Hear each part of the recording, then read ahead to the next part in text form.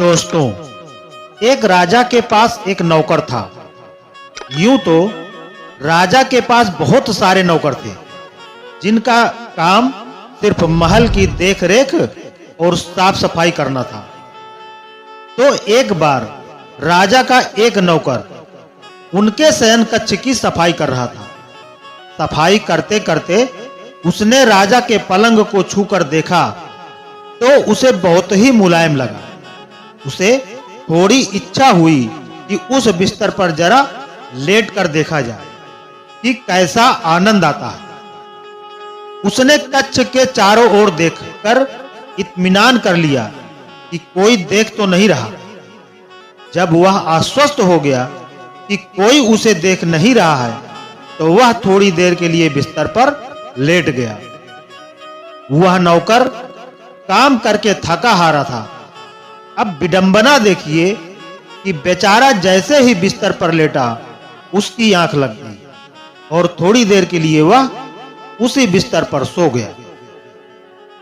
उसके सोए अभी मुश्किल से 5 मिनट बीते होंगे कि तभी कक्ष के सामने से गुजरते प्रहरी की निगाह उस सोए हुए नौकर पर पड़ी। नौकर को राजा के बिस्तर पर सोते देख प्रहरी की त्योरियां चढ़ गई।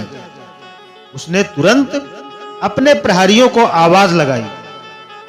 सोते हुए नौकर को लात मार कर जगाया और हथकड़ी लगाकर रस्सी से जकड़ लिया गया। नौकर को पकड़ लेने के पश्चात उसे राजा के दरबार तक खींच के लाया गया।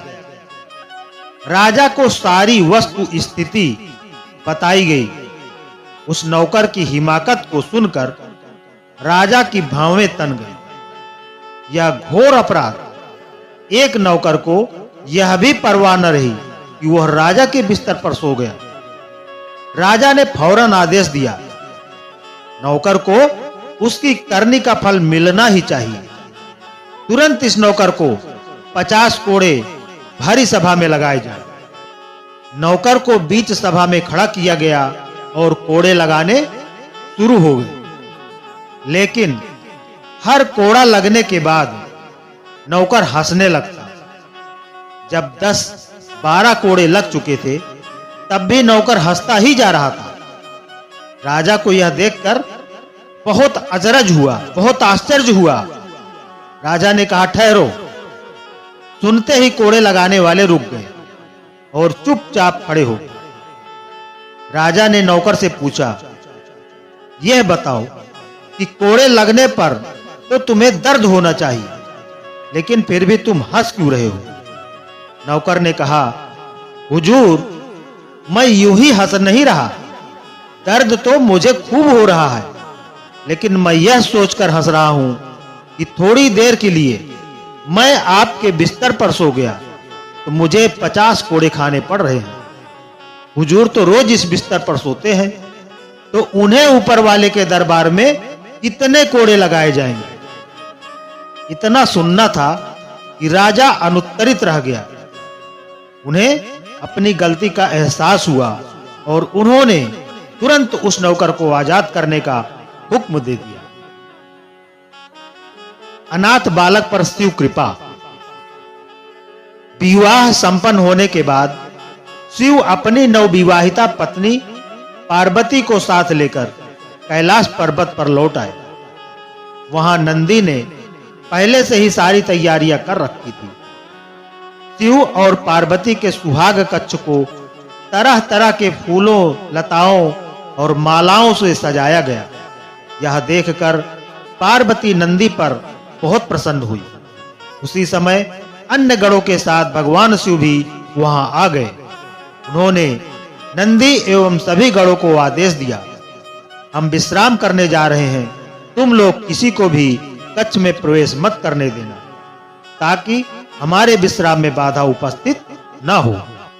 इतना कहकर शिव ने सुहाग कक्ष का द्वार बंद कर लिया।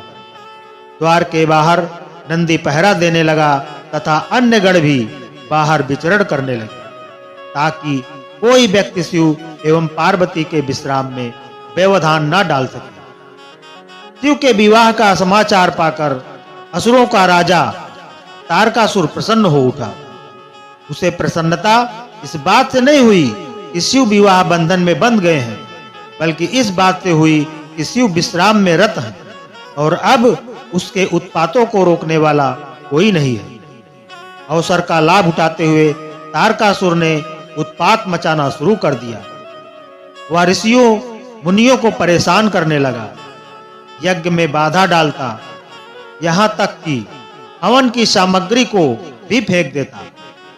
देवताओं को तरह-तरह से सताने में उसे आनंद आता था। देवता तारकासुर के उत्पातों से त्राहि-त्राहि कर उठे। तारकासुर ने देवराज इंद्र को पदच्युत करके उसके पद से हटा करके इंद्र का सिंहासन छीन लेने का निश्चय किया।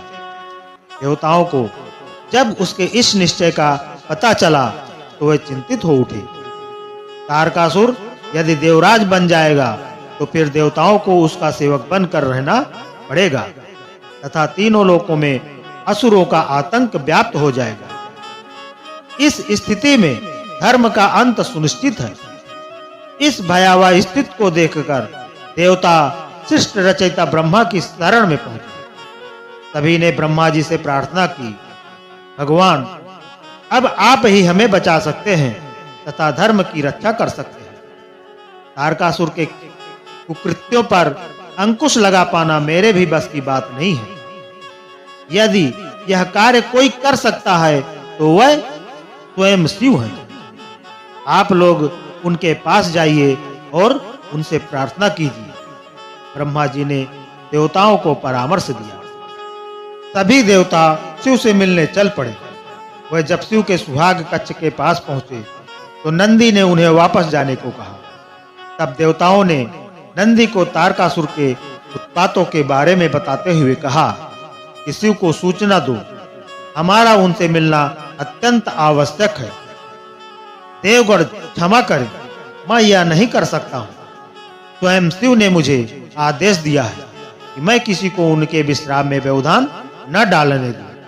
अतः मैं न तो उन्हें आप लोगों के बारे में सूचना दे सकता हूँ और न ही मैं आप लोगों को उनसे मिलने दूंगा।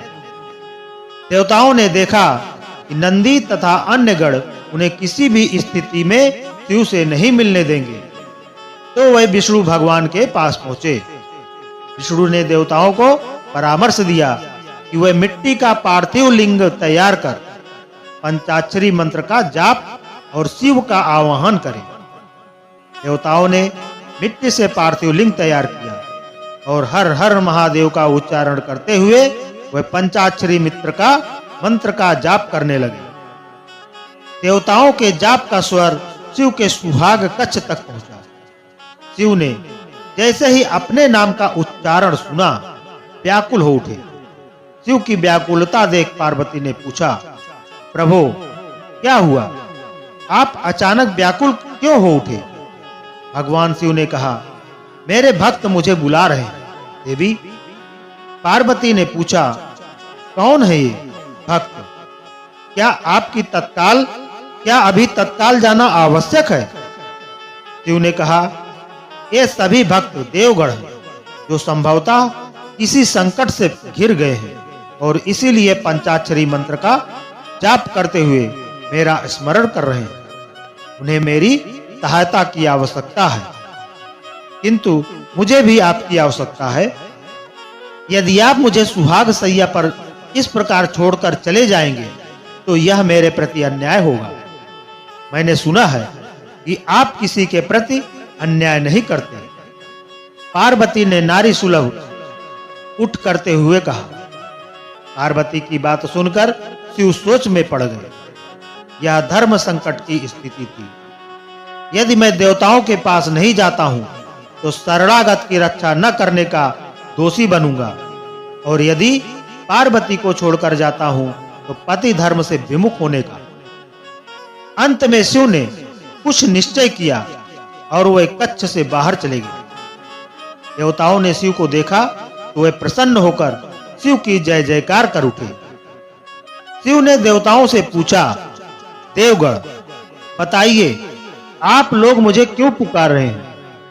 देवताओं ने शिव से प्रार्थना की, प्रभु, तारकासुर के उत्पातों ने हमारा जीवन दूभर कर दिया है। कृपया आप चलकर उसका संहार करें। शिव असमर्थता व्यक्त करते हुए बोले, मैं तो अभी आप लोगों के साथ नहीं चल सकता हूं। आप लोग ही कोई अन्य उपाय सोचें। यह सुनकर देवतागण सोच में पड़ गए। उन्होंने मन ही मन विष्णु को स्मरण किया। विष्णु में उन्हें समझाया, यदि शिव स्वयं नहीं जा सकते हैं तो वे एक पुत्र की सृष्टि करें तथा उसे तारकासुर का वध करने के लिए भेज दें। देवताओं ने शिव से ऐसा ही निवेदन किया। तब शिव भक्तों की बात भला क्यों टालते? उन्होंने तत्काल अपना वीर अग्निकुंड में छोड़ दिया। उस वीर से एक बालक का जन्म हुआ। ब्रह्मा ने स्वयं प्रकट होकर उस बालक की कुंडली बनाई तथा उस बालक का नामकरण किया कुमार स्वामी। इसने कालांतर में असुरों का वध कर देवताओं को संकट से मुक्ति दिलाई। जब देवी पार्वती को इस बात का पता चला कि शिव ने देवताओं के कहने पर अपना वीर अग्नि को अर्पित कर दिया है, तब वह क्रोधित हो उठी। उन्होंने देवताओं को शाप दे डाला, हे अकर्मण्य देवताओं, आपने एक नवविवाहिता पत्नी की सैया से उसके पति को बुलाकर उससे वीर का दान मांगा। अतः मैं आप सभी को शाप देती हूं कि आप कभी संतान सुख प्राप्त नहीं कर सकेंगे। देवी पार्वती के शाप से सभी देवता थर्रा उठे। उन्हें इस अनहोनी का अनुमान नहीं था। वह शिव से प्रार्थना करने लगे कि अब शिव देवी पार्वती के क्रोध को शांत करे और देवताओं को शाप से मुक्ति दिलाए। शिव ने देवताओं से कहा, मैं इस संबंध में कुछ नहीं कर सकता। इसके लिए आपको देवी पार्वती की पूजा अर्चना करके उन्हें प्रसन्न करना होगा। जब वे प्रसन्न होकर अपने शाप को वापस लेंगी, तभी आप उनके शाप से मुक्त हो सकेंगे। देवताओं ने देवी पार्वती को प्रसन्न करने के लिए तप आरंभ कर दिया। अंततः देवी पार्वती देवताओं के सामने प्रकट हुई और देवताओं को क्षमा करते हुए उन्होंने कहा, जब मुझे और शिव को संतान की प्राप्ति हो जाएगी तो आप लोग शाप से स्वतः मुक्त हो जाएंगे। इसके बाद समयानुसार शिव एवं पार्वती को 21 पुत्रों की प्राप्ति हुई, जो शिव के विभिन्न गण समूहों के गणाधिपति बने और इसके साथ ही देवताओं को भी शाप से मुक्ति मिली। तो दोस्तों, हमारी आज की ये कहानी आपको अच्छी लगी हो तो वीडियो को एक लाइक करके ज्यादा से ज्यादा शेयर करें। हमारे चैनल पर अभी तक आप नए हैं तो हमारे चैनल को सब्सक्राइब जरूर कर लें। धन्यवाद।